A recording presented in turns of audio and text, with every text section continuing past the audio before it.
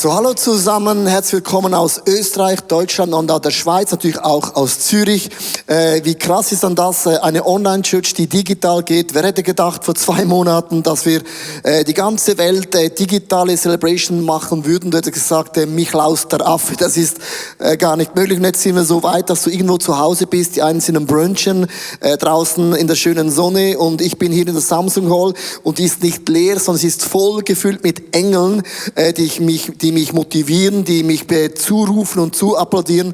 Und das ist mega cool, dass ich weiß, die Engel, die füllen diese Halle, und sie mögen auch da, wo du bist, auch deinen Raum füllen mit dieser Gegenwart von diesem Gott im Himmel. Wir haben eine Serie angefangen, #Jesus, im ganzen ICF Movement, und heute ist das Thema: Gott macht alles neu. Gott macht alles neu. Du denkst, was für ein provokativer Satz, aber das ist unsere Grundhoffnung, die wir Christen haben, dass wir wissen, wir folgen einem Gott im Himmel nach, auch in der größten Krise, auch im größten Virus, kann Gott und will Gott Dinge total neu machen, das total unmöglich erscheint. Ich weiß nicht, wie es dir geht, vielleicht sagst du, ja, neu, das brauche ich unbedingt. Vielleicht hast du körperliche Leiden schon lange in deinem Leben, vielleicht Rückenschmerzen, Migränen, oder vielleicht hast du, man sagt auf Schweizdeutsch, so Stinkfüße, und du sagst, ja, wenn ich meine Schuhe ausziehe, dann ist das nicht gut für die Umwelt, und du sagst, ja, ich habe gewisse Brechen in meinem Leben, wo ich mir wünsche, dass Gott endlich seinen Arm bewegt oder er endlich Dinge wieder neu macht in meinem Leben. Und das andere sind unsere Charaktereigenschaften. Ich weiß nicht, wie es dir so geht, aber wenn ich mein Leben anschaue, denke ich, okay, ich habe so gewisse Charaktereigenschaften, man sagt in der Schweiz, so gewisse Mödeli, wo ich mir wirklich wünsche, dass der Heilige Geist ein Wunder in mir bewirkt. Und die Botschaft Gottes ist durch die ganze Bibel hindurch immer die folgende: Die besten Tage sind nie hinter dir, sie liegen immer vor uns. Und zwar in Hebräer Kapitel 13, Vers 14, ich möchte es euch vorlesen, steht geschrieben: Denn auf dieser Erde gibt es keine Stadt, weder Zürich noch München noch Rapperswil, in der wir für immer zu Hause sein können. Sehnsüchtig warten wir auf die Stadt, die im Himmel für uns erbaut ist. Und das ist unsere Perspektive, die wir haben. Auf uns wartet einen Himmel, Häuser, das ist gigantisch krass, eine Stadt. Es gibt keinen Tod mehr, es gibt kein Leiden mehr, es gibt keine Ungerechtigkeit mehr, und es gibt auch keine Seuchen mehr. Eine Stadt, wo alles neu und alles perfekt ist. Sogar Jesus erwähnt das in Lukas Kapitel 22, Vers 16, und er geht zum Abendmahl, zum Pessachessen. Er sagt: Ich werde das Passamahl erst wieder in Gottes Reich mit euch feiern. Dann hat sich erfüllt, wofür das Fest jetzt nur ein Zeichen ist. Also alle unsere Celebrations und der Gottesdienste, das Abendmahl und auch das Pessachessen ist eigentlich eine Prophezeiung. Wir sind auf dem Weg in eine Stadt namens Himmel, wo wir mit Gott für immer sein werden, und Gerechtigkeit und Trost und Leben wird für immer stattfinden. Und das ist amazing good news. Das ist unsere Grundlage für uns Menschen, die an Gott im Himmel glauben. Ich möchte euch mitnehmen in dieses Setting von diesem Pessachessen. Wir haben das die letzten Wochen durchgenommen. Warum macht Gott alles neu? Das Volk von Gott sitzt in ihren Häusern drin. Sie haben 10 verschiedene Plagen miterlebt, und das ging nicht 10 Plagen gleich 10 Tage, sondern die Bibel sagt, während Wochen haben sie das gesehen, dass Gott die ägyptischen Götter herausgefordert hat. 10-mal haben sie es gesehen, Gott ist größer und Gott ist stärker. Nichts auf dieser Welt kann Gottes Plan stoppen. Gott gab allen die Chance, umzudrehen und umzukehren. Bei der 10. Plage sagt Gott, nehmt das Pessachessen, das Lamm, schlachtet es, streicht Blut an die Türrahmen als eine Message, der Todesengel wird an uns vorbeigehen. Und in diesem größten Krise haben Leute auch gesungen, geworshipped, haben Gott Danke gesagt. Wir sagen Gott nicht nur Danke in guten Tagen, wir sagen Gott auch Danke in schwierigen Tagen, weil Gott hat sich nicht geändert. Meine Gefühle und die Umstände, ja, aber nicht dieser Gott im Himmel. Ich möchte euch ganz kurz auf Georgia, im Bundesstaat von Amerika, ganz kurz zeigen. Da sind Christen mit dem Auto zu den Spitälern gefahren und haben zusammen auf dem Parkplatz geworshipped und der größten Krise von uns Menschen in diesem Jahrhundert gesagt, Gott ist stärker und Gott ist größer als alles andere. Hier ist die Story. Miracle work. Always keep light in the darkness, my God, that is who you are. We make miracle work, always keep light in the darkness, my God, that is who you are. Wow, was für ein Statement. Waymaker, Gott, du schaffst einen Weg und du bist ein wunderbewirkender Gott. Verstehst du? Auch die Israeliten haben gesungen in ihren Seuchen, in ihren Krisen. Gott ist ein Gott, der macht alles neu. Gott steht über allen Dingen. Und was dann geschehen ist, die Ärzte und auch das Pflegepersonal ging beim Spital auf die Dächer und haben dieses Lied mit den Christen unten auf dem Parkplatz gesungen. Gott kann man nicht stoppen.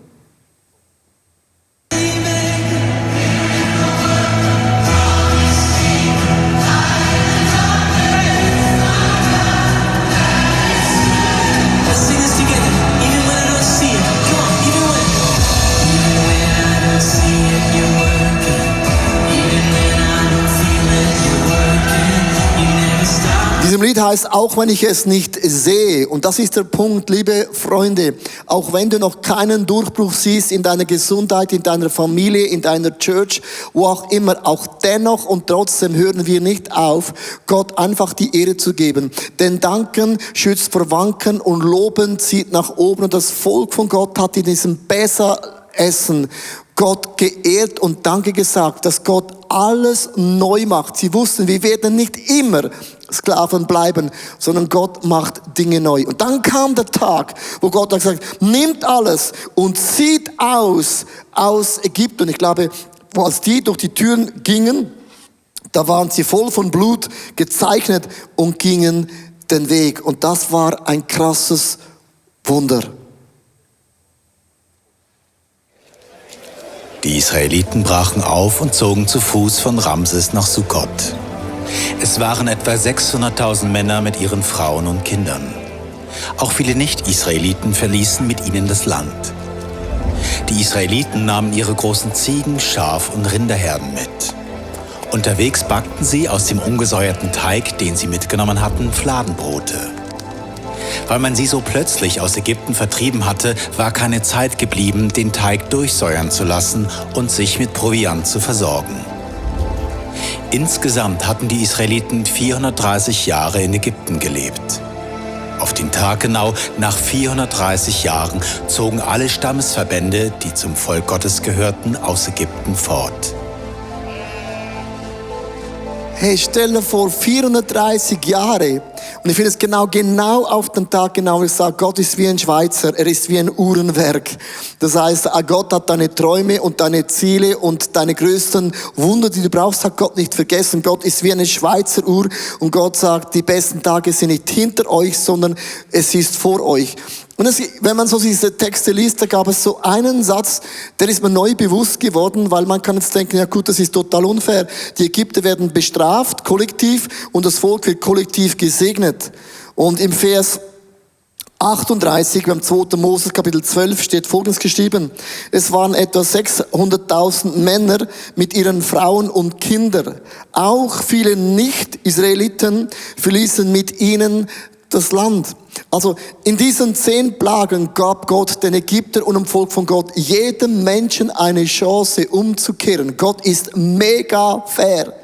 Und als dieses Land verließen Ägypten, gibt es dieses Wort, das ich mit euch heute anschauen möchte, es war, wir sind erlöst. Sie sind erlöst von Ägypten. Nicht nur erlöst von, sondern wir sind erlöst zu. Sondern Gott hat gesagt, ich löse euch nicht bloß von Ägypten, sondern eure Vision ist das verheißene Land. Ein Land, wo Milch und Honig im Überfluss fließt. Wir sind erlöst in ein Segensleben hinein. Und ich möchte in diesem Bild ein bisschen bleiben, weil das Volk von Gott ist mit Begeisterung ausgezogen. Und sie kamen dann in diese Wüste hinein. Und in dieser Wüste waren sie weg von Ägypten, aber Ägypten war noch immer in ihnen drin. Also man kann aus Ägypten ausgezogen sein, aber Ägypten ist immer noch in ihnen drin. Das ganze Verhalten, Süchte, Sünden, Fehler. Man ist vielleicht gläubig geworden. Man sagt, mein altes Leben habe ich hinter mir gelassen. Ich habe was Neues gestartet und merkst plötzlich, aber die alten Eigenschaften sind noch in mir drin. Ich habe nichts mehr zu tun mit Sünden und plötzlich merkst du, ja, aber die Sünde ist immer noch in mir drin. Wir alle kennen das, wenn du dir Sorgen machst und du gehst in einen Urlaub, in den schönsten Strand, den es gibt, irgendwo auf der Welt. Weißt du, was passiert? Du denkst plötzlich, oh my gosh, ich habe mich ja mitgenommen. Verstehst du, du hast den Sorgengeist und die Nöte hast du mitgenommen. Plötzlich merkst du, ich habe zwar das Land verlassen, aber die Sorgen sind noch ganz tief in mir drin. Also Gott hat sie aus Ägypten rausgeführt, aber Ägypten war noch immer in ihnen drin. Ich möchte euch so 2, 3 Beispiele erklären, was heißt erlöst von zu erlöst zu. Ein ganz, ganz einfaches Bild, wenn ich ganz, ganz ehrlich bin. Und zwar Folgendes, man sagt, wenn Menschen, die im Gefängnis drin sind, haben nur einen Wunsch, ich möchte endlich raus. Das Essen ist immer das Gleiche, meine Kleider sind immer das Gleiche und man fühlt sich eingesperrt zu einem Gefängnis und man zählt die Tage. Und es gibt ja Leute, die machen so Striche, wie lange geht das noch? Und sie sehen sich auf den Tag, wo sie endlich aus dem Gefängnis rauskommen. Ihre ganze Energie ist darin, wir wollen erlöst sein vom Gefängnis. Und kaum sind sie draußen, man sagt nach ein paar Wochen später, merken sie sind zwar aus dem Gefängnis raus, aber die Einstellung ist noch in ihnen drin. Und was dann geschieht, die meisten gehen dann wieder zurück, werden wieder rückfällig und gehen zurück in das Gefängnis. Warum? Weil sie hatten nur gedacht, Hauptsache aus Ägypten, aus dem Gefängnis raus. Die Menschen, die nicht mehr rückfällig geworden sind, hatten eine andere Strategie. Sie haben sich nicht überlegt, ich möchte endlich aus dem Gefängnis raus, anderes Essen, andere Kleider. Die haben sich im Gefängnis überlegt, von was will ich erlöst werden zu, wenn ich rauskomme, was mache ich da mit meinem Leben? Und die einen haben gesagt, ich werde eine Firma starten, ich möchte unbedingt heiraten, ich möchte Kinder bekommen, ich möchte Hühner oder Kühe mir zulegen. Sie hatten eine Vision, das war größer als bloß nur von dem befreit zu werden. Also eine Sicht und eine Vision ist das, was dir hilft, mit Gott frei zu werden. Ein anderes Beispiel, das fällt mir immer wieder auf, Menschen, die sind ein bisschen übergewichtig. Ich gehöre auch zu den Menschen, ich kann essen, was ich will und ich nehme dabei zu. Oder man sagt, wenn der Mond zunimmt, dann nehme ich auch zu, nimmt er ab, dann soll er doch. Aber Menschen sagen irgendwann mal, ich möchte nicht mehr übergewichtig sein, weil wenn ich Sport mache, mein Herz pumpt wie verrückt, ich möchte einfach gesünder werden. Und was sie dann machen, sie stecken sich ein Gewichtsziel. Und sie sagen, ich will erlöst sein von meinem Übergewicht. Und dann erreichen sie das Ziel mit viel Disziplin und das ist auch ganz, ganz krass, braucht viel Energie. Und dann irgendwann ein Jahr später kommen Sorgen, die Freundschaft geht auseinander, man fühlt sich einsam und dann beginnen sie wieder zu essen wie vorher und sie sind dicker als jemals zuvor. Weißt du warum? Weil sie hatten nur das Ziel, ich will erlöst sein von meinem Gewicht. Wie kann es sein, dass Menschen auch nach 5 Jahren nicht mehr in den Jojo-Effekt zurückfallen? Ganz einfach. Es geht nicht darum, wie schwer das du bist, sondern du brauchst eine Vision. Was soll das in mir auslösen? Wie soll sich das anfühlen? Was würde sich da in meinem Leben ändern? Als ich vor vielen Jahren mich entschieden habe, 20 Kilo abzunehmen, war nicht mein Ziel, Hauptsache 72 Kilo. Das kannst du ausrechnen, wie leicht oder schwer ich gewesen bin. Sondern ich hatte eine Vision, ich will fit werden. Fit werden beim Preachen, fit werden als Leiter, fit werden als Ehemann, fit werden als Familienvater. Und ich hatte eine Vision, ich werde erlöst sein zu etwas Größerem als bloß 72 Kilo. Und ich bin niemals plus 3 Kilo da zurückgefallen. Ein anderes Beispiel, in der Ladies Lounge vor einigen Jahren war Annie Lubert da. Sie ist aus Amerika, sie war eine Ex-Prostituierte und sie hat es so beschrieben, dass viele prostituierte Frauen oder Männer, die haben einen Wunsch, von dem Milieu loszukommen, weil das viel Drogen im Spiel, viel Gewalt im Spiel, auch Einsamkeit im Spiel, viel auch Alkohol. Sie sagt, jede Frau, jeder Mann hat irgendwann den Wunsch, da rauszukommen und man stellt sich das vor, ich komme da raus. Und wenn dann Leute aus dem rauskommen, erlöst von der Prostitution, was dann geschieht? Nach einigen Tagen oder Wochen merken sie plötzlich, hey, crazy. In einer Nacht verdiene ich so viel, wenn ich an einen ganzen Monat am Starbucks oder wo auch immer arbeiten gehe.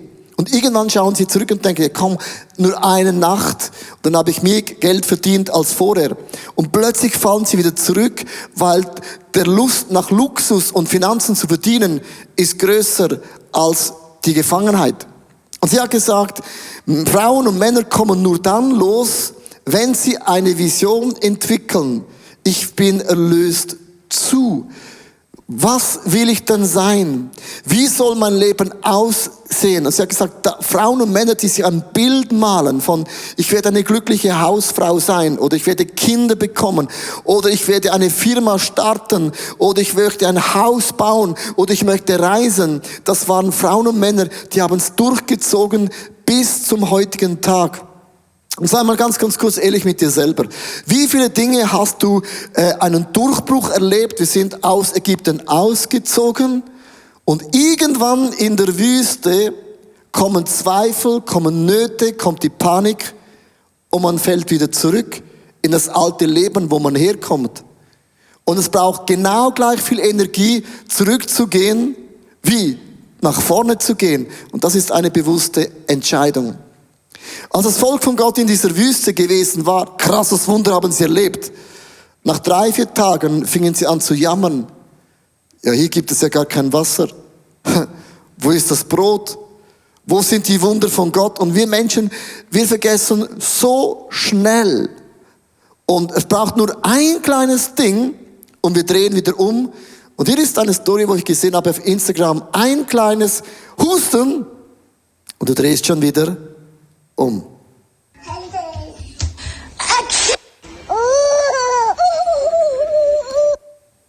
Merkst du, also einmal niesen in der Bahn und du bist nachher alleine. Einmal niesen im Flugzeug und alle steigen aus.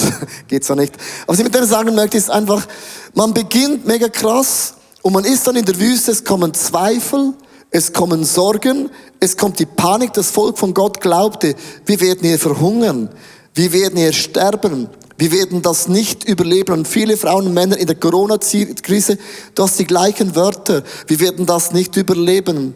Wir werden Konkurs gehen. Wie komme ich da jemals wieder raus? Und aus lauter Angst geht man wieder zurück von der, wo man hergekommen ist, weil bloß erlöst von zu sein, ist noch nicht die Kraft von erlöst zu etwas Größerem.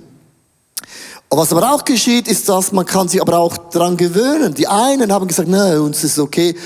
Und dann hat Gott Mannabrot vom Himmel geschickt. Es gab einen Felsen, da ist jeden Tag frisches Schweizer Wasser rausgeflossen, oder? Rein und hohe Qualität. Die haben gesagt, das genügt uns. Wir müssen ja gar nicht in das verheißene Land. Das ist ja eh schon besser, als von daher gekommen ist. Und was dann geschieht ist, man gewöhnt sich an etwas Mittelmäßiges und dann findet immer einen Weg, wie man die Gebote von Gott ganz liebevoll, kunstvoll, fine to win umschiffen kann. Und es gibt ja das Gebot im Moment in dem Coronavirus, bleib zu Hause. Bleib zu Hause, das Stichwort.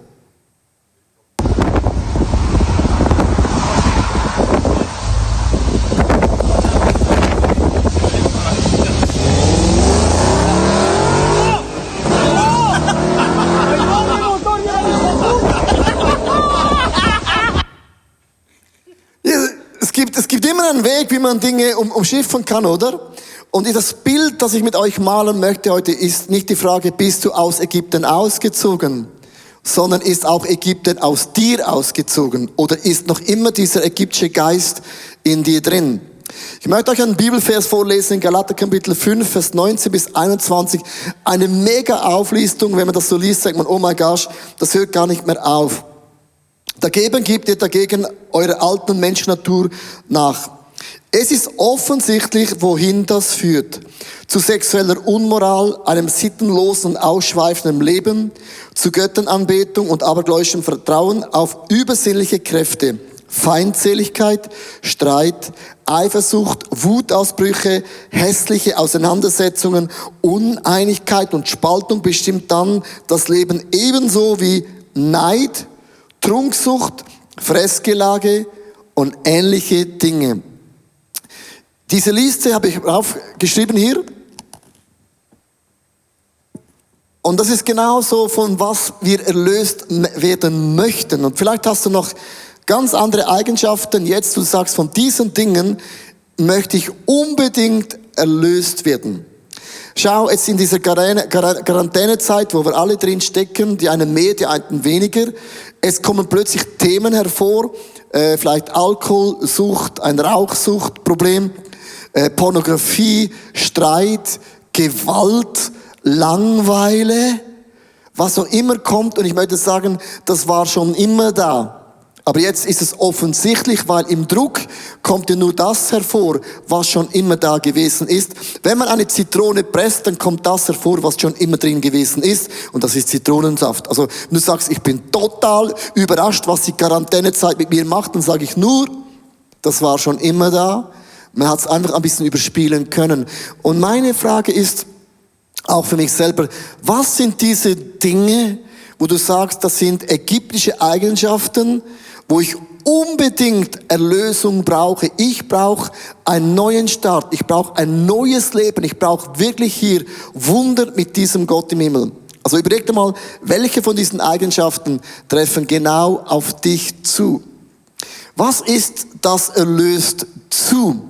Mega krass, weil der Galater erklärt uns nicht nur die alten Eigenschaften, sondern sagt uns sogar noch die Lösung in Vers 22 bis 23.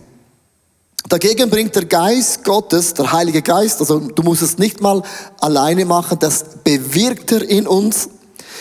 Liebe, Freude, Frieden, Geduld und Freundlichkeit und Güte, Treue, Nachsicht und auch Selbstbeherrschung. Und wenn man diese Liste anschaut, ist, wir sind erlöst zu diesen Eigenschaften. Das ist das alte Ägypten, symbolisch, und das ist das verheißene Land. Und was mir hilft, ist zu sagen, ich möchte nicht erlöst sein von diesen Dingen, sondern zu diesen Werten, das Gott konkret in uns hineingelegt hat. Also, das Volk von Gott war 40 Jahre in der Wüste. Und die Zahl 40 erscheint immer wieder in der Bibel. Moses war 40 Jahre abgesondert von einem Luxusleben in der Wüste alleine. Jesus war 40 Tage und Nächte abgesondert in der Wüste, um mit Gott Zeit zu verbringen. Und dieses Wort 40 ist hochinteressant, kommt nämlich auch aus der Quarantänezeit. Hast du gewusst, was das Wort Quarantäne bedeutet? Quarantäne bedeutet auf Französisch Quarantäne. Das heißt, das ist eine Summe von 40. Wenn wir in einer Quarantäne drin sind, denk dran, 40. Es ist eine 40-tägige Fastenzeit vor Ostern. Man sagt auch eine 40-tägige Absonderung von der Ansteckungsverdacht, dass wenn früher ein Boot anlegen wollte, man hat gemerkt, auf dem Boot ist Pest ausgebrochen, hat man sie 40 Tage im Boot in eine Quarantäne gesetzt. Man hat gesagt, 40 Tage genügen, um Eigenschaften auszurotten. 40 Tage Isolation bewirkt, dass diese Eigenschaften nie mehr ein Thema in deinem Leben ist. Hast du gewusst? 40 Tage ist die Zahl, wie aus einem Minus ein Plus in deinem Leben entstehen wird. Und wir bekämpfen ja diesen Virus, den Coronavirus, wir machen alles, Hände waschen, Abstand halten und so weiter und so fort. Finde ich mega wichtig und mega cool. Aber was ist mit dem Coronavirus in unserem Herzen? Was ist mit diesem Virus, der jetzt offensichtlich wird von Gewalt, Streit, Neid, Pornografie? Lasst uns diesen Virus in den nächsten 40 Tagen in eine Quarantäne setzen und den eliminieren in unserem Leben. Die letzten paar Tage gab es viele Prophezeiungen, die waren schon vor 60 Jahren ausgesprochen. Es gab eine Prophezeiung über New York, was passieren wird, und man sieht diese Dinge sich erfüllt zu haben. Und ich möchte euch ganz kurz so 2 Statements präsentieren, wo viele Propheten schon vor vielen Jahren einmal prophezeit haben. Die erste Prophezeiung war gewesen, es haben Leute gesagt, der Satan, er wird kommen und ich werde Angst, Furcht und Panik auslösen. Ich werde Geschäfte, Schulen und Gotteshäuser, große Sportveranstaltungen schließen. Ich werde wirtschaftliche Unruhen verursachen. Und das waren viele Prophezeiungen, wo Leute gemacht haben, wo Leute gesagt haben, okay, das ist so Nonsens. Und heute sehen wir, das hat sich alles erfüllt. Wer hätte gedacht, dass man Gotteshäuser einfach zumacht und wir gehen online? Und die Botschaft von Jesus ist folgendes, wo es steht, ich werde Nachbarn zusammenbringen, die Familiengemeinschaft wiederherstellen. Ich werde das Abendessen wieder auf den Küchentisch bringen. Wir sind jeden Abend, jeden Tag zu Hause. Das hat sich geändert. Ich werde den Menschen helfen, ihr Leben zu verlangsamen und zu erkennen, worauf es wirklich ankommt. Ich werde meinen Kindern zeigen, dass sie sich nicht auf der Welt verlassen können. Ich werde meinen Kindern lehren, mir zu vertrauen und nicht ihrem Geld und den materiellen Gütern. Verstehst du? Diese Aussagen wurden so oft gemacht und wir haben gedacht, ja, Prophezeiung, das kommt dann irgendwann mal. Und jetzt sind wir mittendrin. Und ich glaube, es ist eine Botschaft Gottes, die wir Christen unbedingt verstehen müssen. Und meine Frage ist, wir sind alle ausgezogen von unserem alten Leben. Wir folgen nicht mehr der sündigen Natur. Wir sind in der Wüste angekommen. Aber viele von uns sind stecken geblieben, weil wir sind nur erlöst von Status zu. Wir brauchen eine größere Vision als einfach von da, wo wir hergekommen sind. In 2. Korinther 5, Vers 17 steht Folgendes geschrieben. Gehört also jemand zu Christus? Hey, dann ist er ein neuer Mensch. Was vorher war, ist vergangen. Etwas völlig Neues hat angefangen. Und eigentlich meint der Übersetzung Folgendes: Wir sind ausgezogen aus Ägypten und in der Wüste kommen all diese Themen wieder hoch. Aber wir bleiben nicht stehen, weil Gott hat angefangen und wir gehen dahin in erlöst zu, weil das ist unsere Perspektive. Wenn du merkst, du bist feindselig, dann ist dein Wort, ich habe Frieden und Freude. Ersetzt das mit einer Eigenschaft von diesem Gott im Himmel. Ich möchte das ganz, ganz einfach runterbrechen. Nimm ein Blatt Papier, dein Computer, Smartphone nach vorne und schreib dir diesen Satz, ich bin. Wie willst du sein? Von was willst du erlöst sein? Zu. Was sind diese Wörter und Eigenschaften, die Gott in dir sieht? Ich möchte ein paar ganz einfache Beispiele bringen. Und zwar das erste, wir sind erlöst von der Armut. Vielleicht hast du einen Armutsgeist. Du denkst mega klein und hast vielleicht auch immer finanzielle Sorgen. Wir sind erlöst von der Armut, denn wer in Jesus Christus ist, die Fülle Gottes wohnt in dir. Ich bin nicht nur erlöst von der Armut, ich bin erlöst zu was? Zu Großzügigkeit. Dann schreib drauf, ich bin großzügig.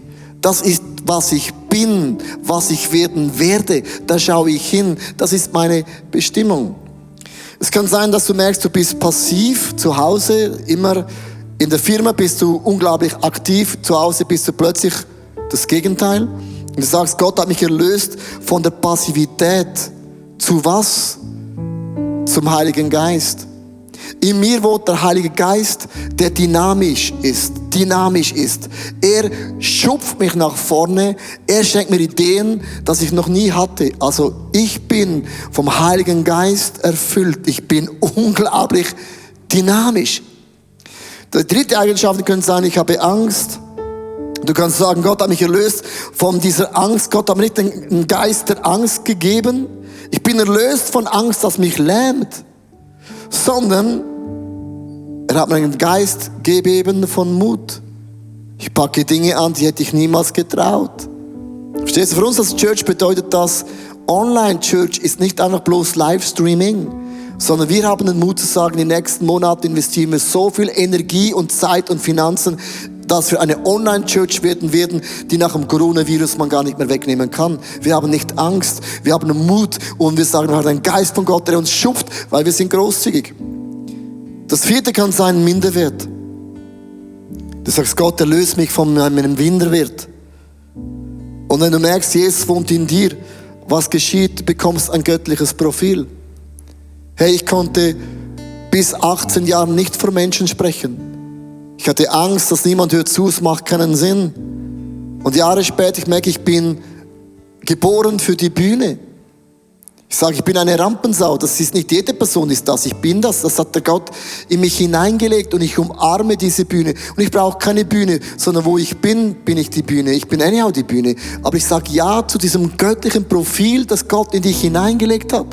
Ich bin Legastheniker und ich habe mir gewünscht, Gott, erlöse mich von der Legasthenie. Erlöse mich davon. Ja, und dann? Was ist zu? Bedeutet kreativ. Verstehst du? Meine Legasthenie, sagt man, Legastheniker sind sehr bildhafte Menschen, visuelle Menschen, denken in Bildern. Gott hat mich erlöst von etwas in meine Stärke hinein. Und ich möchte so ein Blatt Papier nehmen und aufschreibst, wer du bist, wo du hingehen willst, nicht von was willst du erlöst sein, sondern wo gehst du hin? Wie sieht Gott dein Leben? Du bist geliebt, du bist von Gott gesegnet, du bist von Gott sogar favorisiert. Gott jubelt jeden Tag, wenn er an dich denkt. Gott hat deinen Namen in seine Hände eingraviert, eingeritzt. Gott denkt jede Sekunde an dich. Wenn Gott die Hände wäscht, sieht Gott deinen Namen. Schreib diese Eigenschaften auf, wo du hingehst, wo man hinschaut. Da geht man hin, hast du gewusst, sich Sorgen zu machen, braucht genau gleich viel Energie, wie zu visionieren, wo du hingehst. Da lass uns doch die Energie nehmen und zu überlegen, wo gehen wir hin. Wo du hinschaust, da gehst du hin. Schaust du nach Ägypten oder in das verheißene Land? Schaust du zum Gefängnis oder in die Freiheit? Wie sieht Gott dein Leben? Ich habe 8 Bereiche in meinem Leben aufgeschrieben, wer ich bin. Und nicht, dass ich schon bin, aber da gehe ich hin und das schaue ich an. Ich bin erlöst zu. Ich bin großzügig. Ich bin ein absoluter genialer Familienvater. Ich bin ein grandioser Leiter. Ich bin ein Preacher und Teacher. Und ich schaue dahin, weil Gott hat mich erlöst zu dem, auf diesem Weg dahin.